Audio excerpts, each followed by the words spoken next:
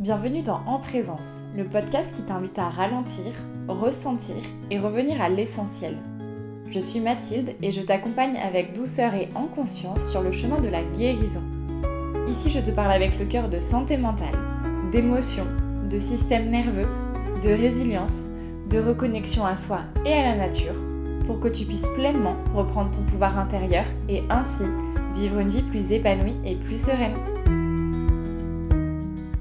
Hello à vous, je suis très heureuse de vous retrouver en ce début du mois de janvier, qui est mon tout premier épisode de podcast de l'année 2026, et dire que ça fait 6 mois que j'allume mon micro tous les mois pour vous parler de sujets qui me sont importants, pour vous donner des clés pour aller mieux.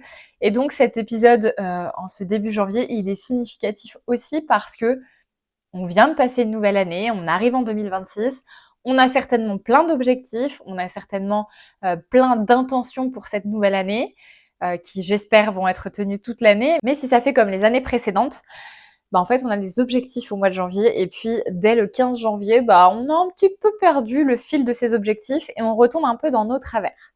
Donc voilà, j'avais envie de commencer cette année pour vous parler d'un sujet qui me tient à cœur et parce que le mois de décembre, j'ai rencontré beaucoup d'entre vous qui m'avaient demandé qu'ils aimeraient avoir une baguette magique pour pouvoir changer et être une autre personne.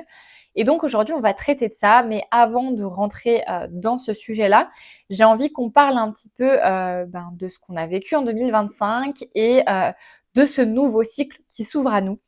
Je sais pas si tu es au courant, mais avant de me former à la naturopathie, avant de pratiquer un accompagnement autour du système nerveux, je me suis beaucoup formée dans différents domaines et notamment je suis formée en numérologie. Donc la numérologie, c'est une méthode d'analyse chiffrée parce que on va prendre les énergies des différents chiffres de notre date de naissance, de l'année, etc. Et puis, ces énergies-là, elles vont influencer les personnes que nous sommes. Et donc, certainement, si tu es présente sur les réseaux sociaux, tu as dû voir que on a vu un petit peu de partout en fin d'année que ça y est, on clôturait un cycle de 9 ans, qu'on repartait sur de nouvelles bases en 2026. Et c'est vrai. En 2025, on était sur une année 9. Donc, si tu additionnes 2 plus 0, plus 2, plus 5, tu te rends compte qu'on arrive sur du 9. Et le 9 en numérologie, c'est une vibration de fin de cycle. Pourquoi ? Parce qu'en numérologie, on parle d'un cycle d'une durée de 9 ans. Donc, on a 9 années dans un cycle et chaque 10e année, on recommence quelque part à 0. On repart à 0, on repose les bases. Et donc, c'est ce qui s'est passé pour 2025. C'était vraiment une année de bilan, d'analyse, de savoir ce qu'on voulait, ce qu'on ne voulait plus. Et ça a été une année haute en couleurs pour beaucoup d'entre nous. Peut-être que tu as senti ces dernières semaines que les énergies étaient un petit peu différentes, qu'il y a quelque chose qui était en train de changer. Et c'est vrai que cette transition entre 2025 et 2026, elle est quand même assez importante parce qu'on clôture un cycle de 9 années, comme je le disais, et on démarre un nouveau cycle. Mais 2025, pour beaucoup, ça a été une année haute en couleurs, une année où on a eu la sensation un peu d'être dans une machine à laver. Il y a de nombreux domaines dans nos vies qui ont été bouleversés, bousculés. Il y a des choses qui ont pris fin, il y a eu un grand ménage qui s'est opéré, un tri profond également dans nos émotions. Et puis forcément, il y a eu aussi beaucoup de questionnements sur ce qu'on avait envie de vivre et surtout sur ce que nous ne voulions plus vivre. Donc ça a été une année de challenge à bien des niveaux et notamment au niveau de la santé mentale. Je peux le dire, ça fait maintenant quelques années que je suis installée, je suis spécialisée dans la santé mentale et je n'ai jamais eu autant de cas d'anxiété, de burn-out et de dépression que cette dernière année. Donc ça a été vraiment une année très challengeante pour beaucoup. Et si toi, tu as vécu une année 2025 difficile avec de revirements de situation, sache que je te vois. Je sais que ça a été compliqué et je sais ô combien ça t'a demandé du courage de rester debout pour terminer cette année 2025 dignement. Donc je te vois et je te célèbre et j'espère que cette année 2026 sera plus apaisée pour toi, plus douce et plus fluide et que 2026, ça va être une année où tu vas pouvoir enfin semer les graines de ce que tu as vraiment envie de vivre et pour te réaliser bien sûr pleinement. Mais bien sûr, pour vivre une vie alignée et épanouie, ça ne se fait pas en un claquement de doigts parce que toute transformation prend du temps. et que il y a pas de solution miracle, il y a pas de baguette magique. Et pour vivre une vie alignée et vraiment être épanouie, il y a pas de miracle, il y a pas de baguette magique, il y a seulement une profonde compréhension de soi et surtout une écoute profonde de ce qu'on désire. Donc aujourd'hui dans l'épisode, on va parler un petit peu de l'utopie de la fameuse baguette magique parce que vous avez été nombreux et nombreuses en fin d'année à me parler voilà, de cette baguette magique, de solution miracle, de complément révolutionnaire, etc., etc. Donc ça m'a fait beaucoup cogiter sur cette notion voilà, où on voulait des résultats de manière assez magique. Mais avant de rentrer sur ce sujet-là des résultats magiques, j'ai envie qu'on parle un petit peu du nouveau cycle, de celui qui est en train de débuter. Parce que en ce début d'année 2026, donc on commence un nouveau cycle de 9 ans. Si tu prends 2 plus 0 plus 2 plus 6, en additionnant tout ça, tu tombes sur du 10. En numérologie, on réduit toujours. Quand on a un nombre, on le réduit, donc on additionne comme là le 1 et le 0 pour réduire en chiffres. Donc 1 plus 0, c'est égal à 1. L'année 1, c'est vraiment l'année où on va planter des graines, où on va semer. C'est une année où on doit prendre notre place, où on doit nous aligner et où surtout on doit se mettre en action, se mettre en mouvement. Cette année apporte vraiment une dynamique qui nous invite à avancer vers une vie qui nous correspond davantage, qui reflète nos valeurs et qui reflète nos ambitions. Et non pas nos peurs, parce que le dernier cycle de 9 ans, pour beaucoup, on a eu une vie qui reflétait nos peurs. Là, 2026, c'est vraiment une année 1. On sait qu'on peut tout recommencer, on écrit une nouvelle page de notre histoire. Et donc, vraiment, je vous invite à avancer vers une vie qui vous correspond, qui reflète vos valeurs, qui reflète la personne que vous êtes et qui reflète vos ambitions. Et pourquoi c'est important? Parce que tout ce qui est semé en année 1 sera récolté tout au long du cycle de 9 ans. Donc on sait que ce qu'on va semer cette année, ça va tranquillement germer pendant 9 années. En année 8, on récoltera ce qu'on a semé en année 1, c'est vraiment l'année de la moisson. Et puis en année 9, on refera le bilan, comme on a pu faire en 2025, on refera le bilan de notre cycle qui vient de s'écouler pour réentamer une année 1. Maintenant, si vous écoutez ce podcast et que vous sortez d'une année 9 compliquée, si 2025 a été compliqué pour vous, j'ai envie de vous rappeler quelque chose d'important. Ces années, elles sont nécessaires. Elles sont nécessaires pour nous réaligner, pour revenir à l'essentiel et pour faire du tri dans nos vies.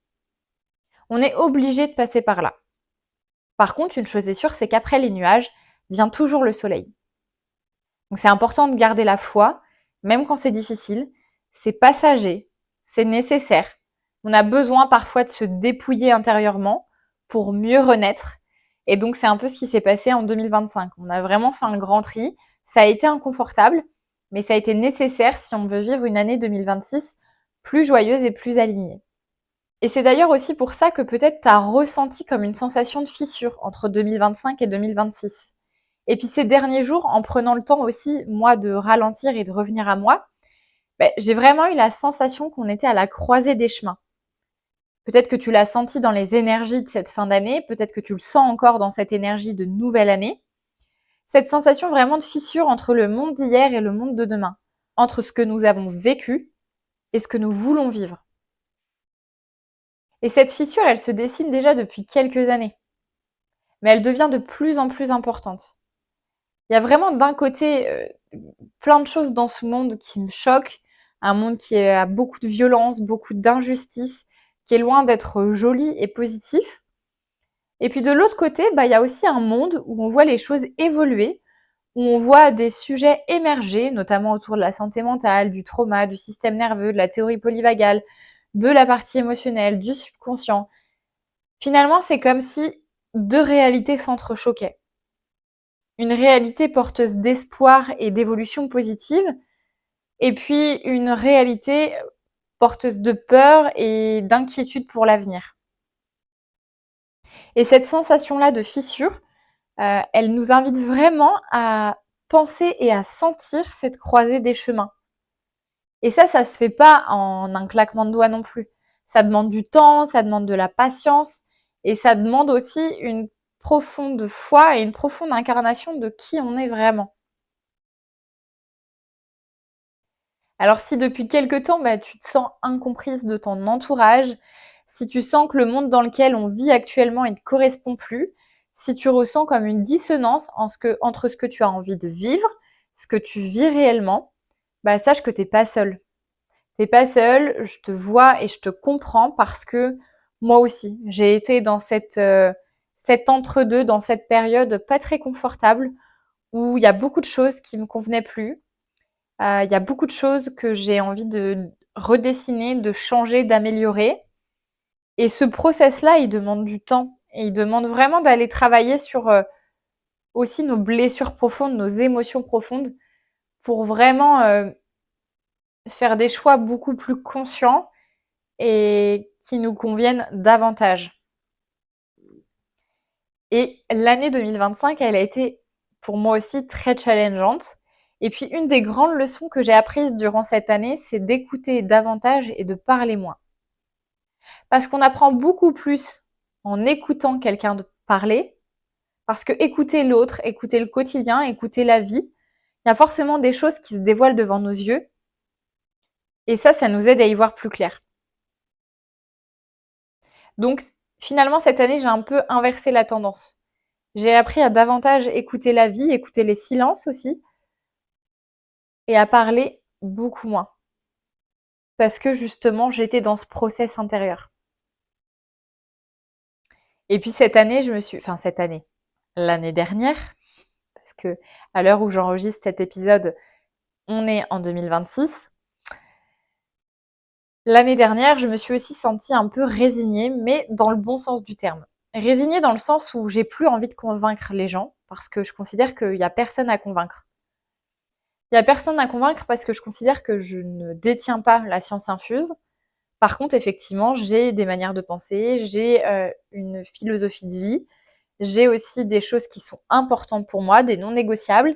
Et si avant, j'aurais défendu tout ça pour montrer que j'étais légitime de faire ci, de faire ça, ou de penser ci, ou de penser ça, maintenant, je me dis, quelque part, j'arrête de convaincre et j'enseigne par l'exemple. Alors, ça peut paraître, un peu prétentieux de dire ça, mais enseigner par l'exemple, pour moi, c'est incarner la personne qu'on veut devenir, c'est incarner le changement qu'on veut voir dans ce monde. Et d'ailleurs, ça, c'est une phrase de Gandhi, incarne le changement que tu veux voir dans ce monde.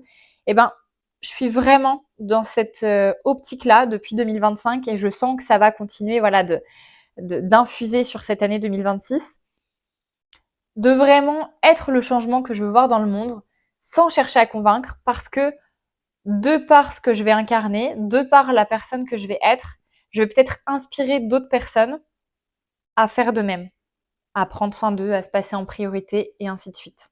Par contre, effectivement, je parle moins, je convainc beaucoup moins, mais je passe beaucoup plus de temps à écrire. Des longues heures aussi à m'enregistrer des messages vocaux pour parler de mes doutes, pour parler de mes ressentis, de mes sensations, de mes désirs pour le futur.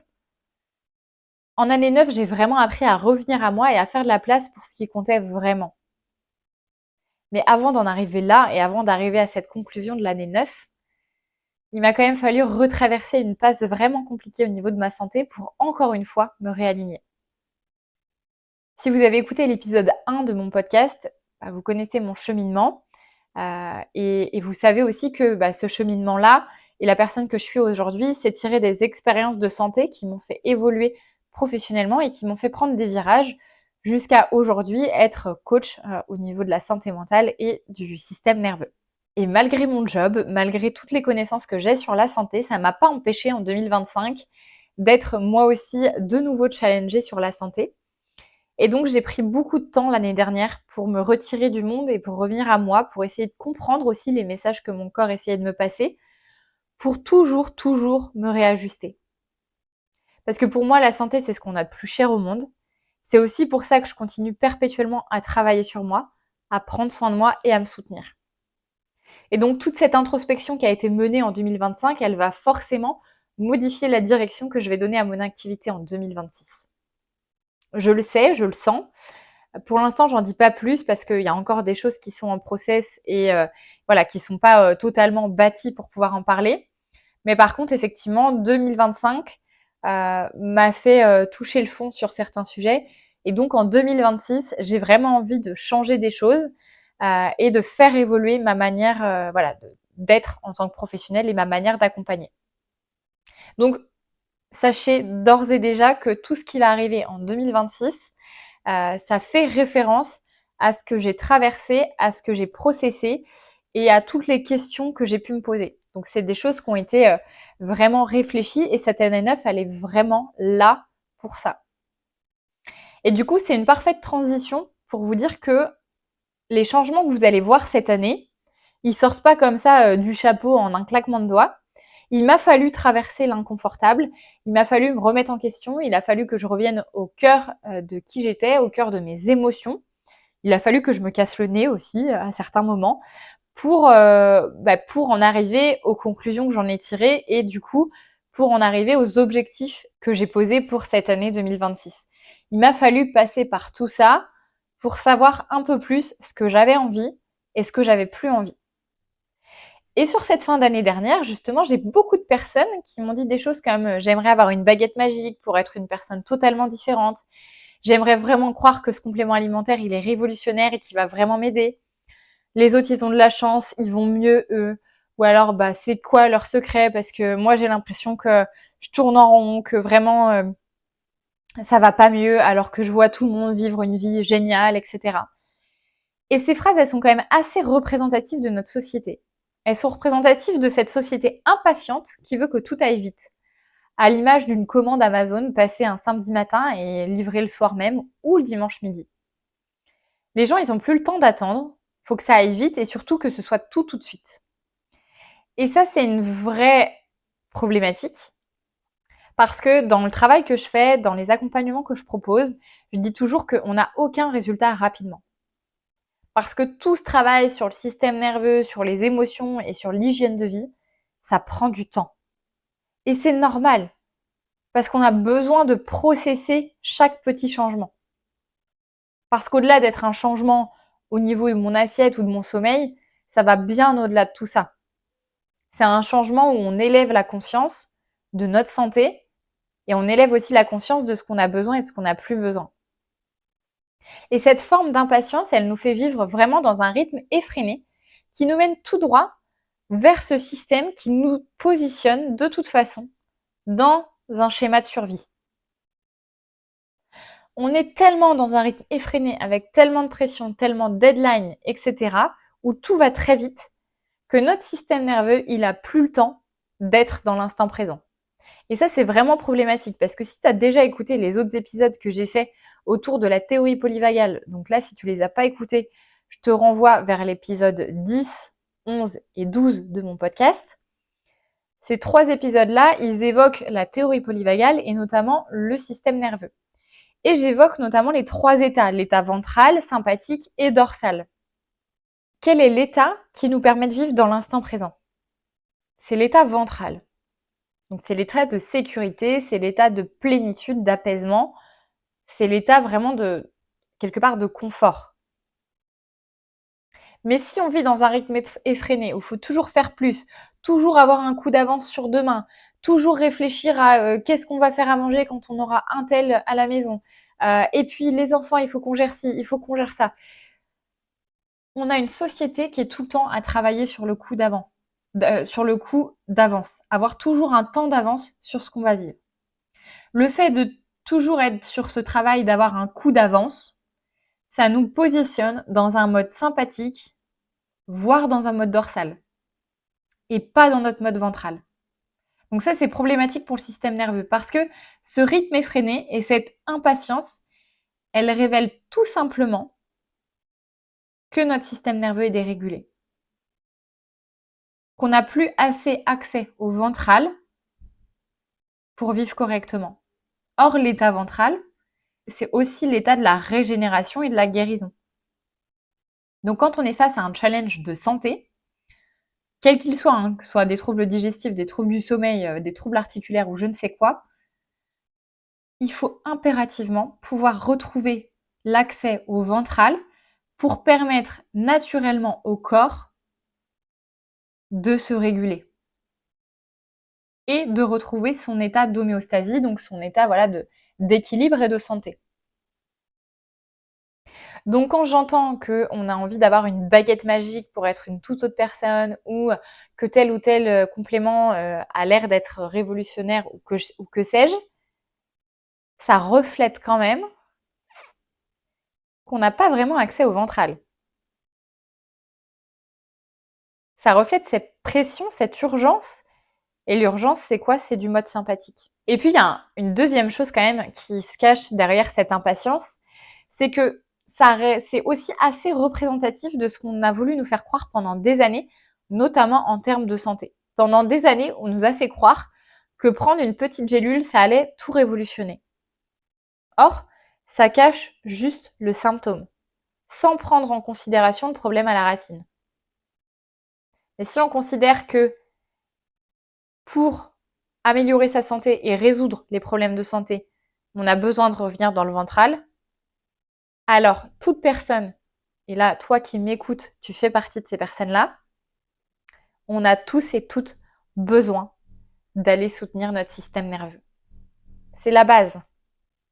C'est la base parce que quand notre système nerveux est régulé, l'inflammation diminue, la régénération opère, on retrouve de la vitalité, on retrouve de la positivité, de la joie, du plaisir. On est capable de se fixer des objectifs. On est capable de planifier notre année pour atteindre ces objectifs. Et tout ça, on peut le faire qu'une fois qu'on a accès à un système nerveux régulé. Donc, vouloir que ça aille vite, vouloir avoir une baguette magique, c'est vraiment mettre un pansement sur une plaie infectée sans l'avoir nettoyée. Ça marche pas. Ça marche pas parce que l'infection, elle continue de gagner du terrain. Elle continue de creuser la plaie, même s'il y a un pansement.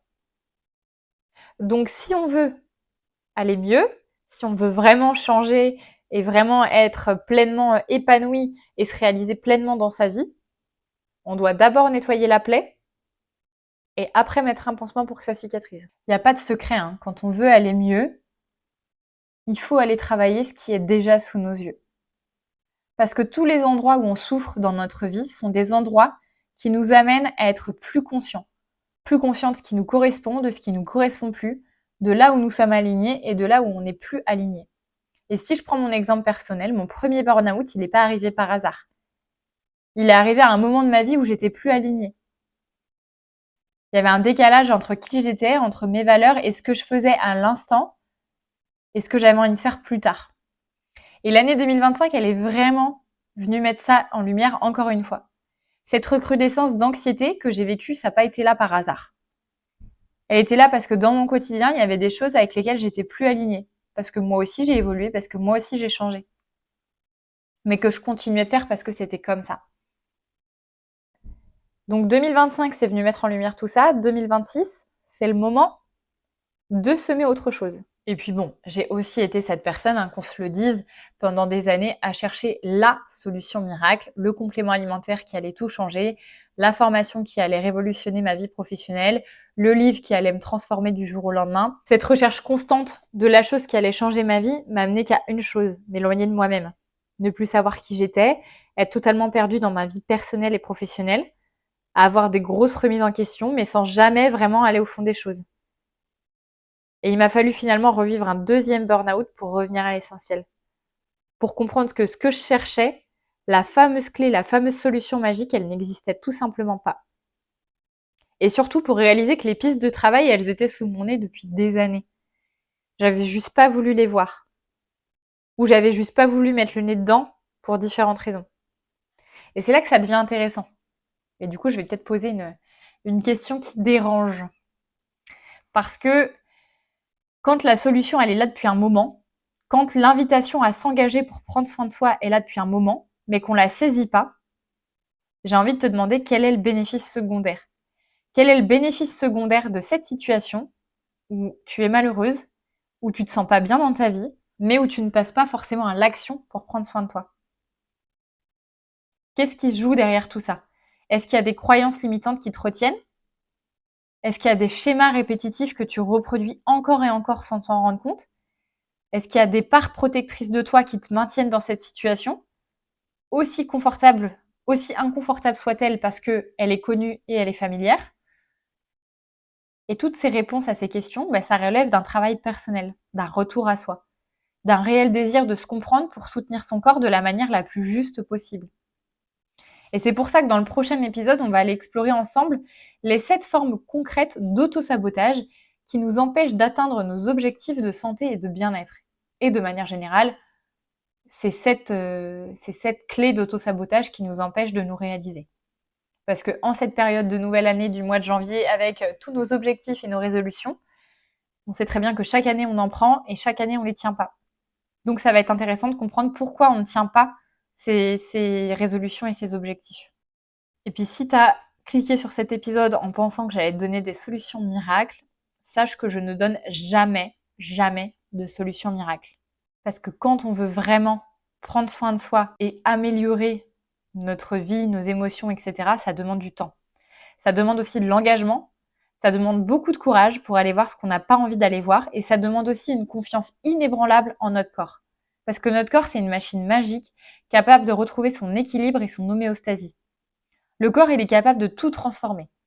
Mais si on veut qu'il transforme les choses qui nous posent problème, il va falloir aller travailler à la racine. Et c'est pour ça que je dis que ça demande du temps. Parce qu'il n'y a aucun résultat durable qui ne s'observe rapidement. C'est un travail de tous les jours. Et là, je trouve que les sportifs, ils sont très représentatifs de ce travail de tous les jours. On peut penser aux sportifs de haut niveau ou aux marathoniens. Ce ne sont pas des gens qui sont nés avec un don de pouvoir faire cette activité physique. Et encore moins des gens qui ont réussi du jour au lendemain à passer de 0 km à 42 km. Pas du tout. Les sportifs, ils sont l'incarnation même du travail sur soi, du travail sur son physique, de l'entraînement, de la persévérance, du travail sur ses émotions et sur son mindset et de la constance. Parce que quand on veut pouvoir faire un marathon ou jouer à très haut niveau et faire des compétitions, ça demande un entraînement quotidien. Ça demande des temps de récupération de qualité. Ça demande de prioriser son hygiène de vie, son assiette, ses émotions, son sommeil. Et pour nous, c'est exactement pareil. On ne peut pas espérer aller mieux sans rien changer dans son hygiène de vie. Si à l'heure actuelle, vous avez différents challenges en termes de santé physique ou de santé mentale, c'est que votre hygiène de vie, votre assiette, votre sommeil, le mouvement, la gestion de vos émotions, la gestion des traumatismes vous ont conduit à cet état de santé que vous avez actuellement. Donc si vous voulez résoudre le problème, il va falloir aller voir tous ces éléments un à un qui font que vous en êtes là aujourd'hui. Et pour revenir sur ce que je disais au début de l'épisode, sur le fait qu'on était à la croisée des chemins entre l'ancien monde et le nouveau monde, il y a beaucoup de gens aujourd'hui qui sont pas heureux, que ce soit dans leur job, dans leur couple, dans leur corps, dans leur tête. Et c'est à l'image d'une société qui va mal. Et j'ai envie de dire que, quelque part, tant mieux, en fait, si aujourd'hui on souffre. Parce que, à un moment donné, si on allait bien dans une société qui est malade, c'est quand même là problématique. Le fait là de souffrir émotionnellement ou physiquement dans une société qui est malade, quelque part, c'est plutôt bon signe.